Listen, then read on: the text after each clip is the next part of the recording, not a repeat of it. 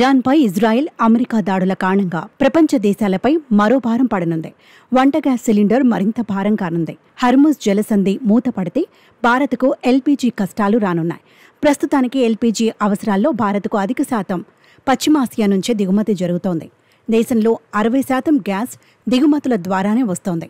Saudi, UAE, Qatar నుంచి భారత్కు 95% LPG దిగుమతులు జరుగుతున్నాయి.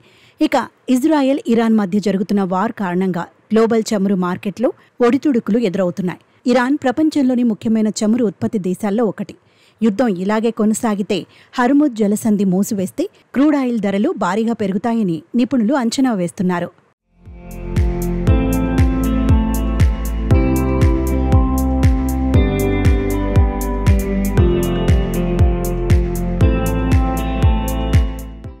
ఇండియా తన చమురు దిగుమతుల్లో 88% విదేశాలపై ఆధారపడుతుంది. అందులో గల్ఫ్ దేశాల నుంచి సగం కంటే ఎక్కువ వస్తుంది. చమురు ధరల పెరుగుదల వల్ల ఎల్పీజీ ధరలు కూడా పెరిగే అవకాశం ఉంది.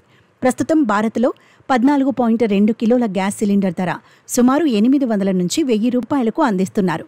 ఈ ధరలు ఇజ్రాయెల్, ఇరాన్ వార్ ఎఫెక్ట్ వల్ల 10 నుంచి 20% పెరుగుతాయని అంచనా వేస్తున్నారు నిపుణులు.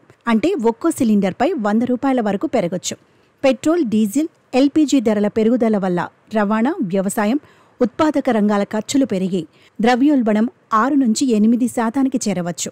చమురు దిగుమతి ఖర్చులు పెరగడం వల్ల రూపాయి బలహీనపడి వాణిజ్య లోటు 25,000 కోట్ల వరకు పెరగవచ్చని అంచనా ఉంది. అంతేకాదు electronics, fertilizers, chemicals, plastics, dry fruits వంటి ఇజ్రాయెల్, ఇరాన్ నుంచి దిగుమతి అయ్యే వస్తువుల ధరలు పెరుగుతాయి. ఈ క్రమంలోనే కేంద్ర ప్రభుత్వం ముందుగానే అప్రమత్తమవుతున్నట్లు తెలిసిందే.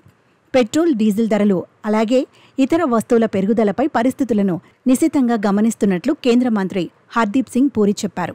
ధరల నియంత్రణకు చర్యలు ఉంటాయని పేర్కొన్నారు. భారత్లో కొన్ని వారాల పాటు ఇంధన అవసరాలు తీర్చేందుకు తగినంత చమురు అందుబాటులో ఉంది. భారత్ అనేక మార్గాల నుంచి ఇంధనాన్ని దిగుమతి చేసుకుంటుందని పెట్రోలియం మంత్రి హర్దీప్ సింగ్ పూరి అన్నారు.